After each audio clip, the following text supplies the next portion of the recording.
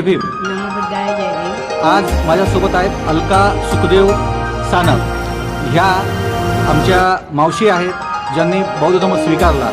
आज आपण त्यांच्याकडून समजून घेऊया की त्यांनी बौद्ध धर्म का स्वीकारला. जय भीम. नमोबुद्धाय.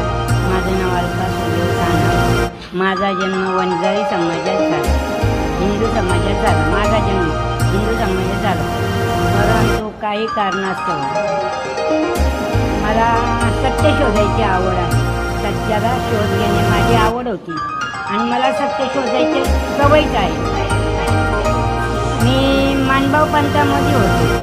मानभाव पंथामध्ये मी 40 वर्ष काढली. 40 वर्ष मानभाव पंथात काढली. मानभाव पंथाचा पूर्ण शोध घेतला. मी असे चोर आणि ढोंगी असे 5 गुरु केले. किती गुरु झाले माझे? 5. आणि त्या 5ही गुरूंना मी लाट मारली आणि बाबासाहेबांना आणि बुद्धांचा स्वीकार केला. तुम्हाला बाबासाहेब आणि बुद्धाच्या बद्दल माहिती कुठून मिळाली? मला लहानपणापासून बाबासाहेबांची आवड होती, बुद्धांची आवड. मी खूप शोध घेतला. मी खूप वर्षापासून चैत्यभूमीला जात असते.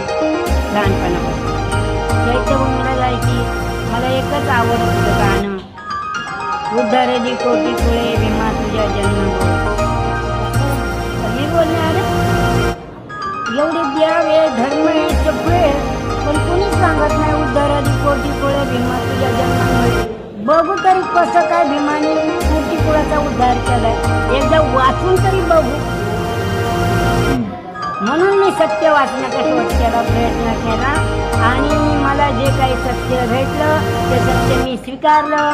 बुद्ध स्वीकारला, धम्म स्वीकारला, बाबासाहेब स्वीकारले, महात्मा ज्योतिराव फुले स्वीकारले, शाहू महाराज, शिवाजी महाराज यांच्या सर्वांचा मी अभ्यास केला आणि मी धम्माला शरण गेले.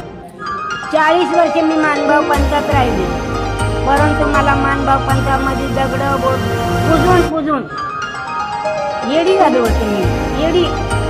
पण जेव्हा मी बुद्धांचा धम्म वाचला, बाबासाहेबांना वाचलं, त्यावेळेस मी जेवढे घरातले देव होते ना तेवढे कचऱ्याच्या डब्यात नेऊन टाकले. जय भीम. नमो बुद्धाय.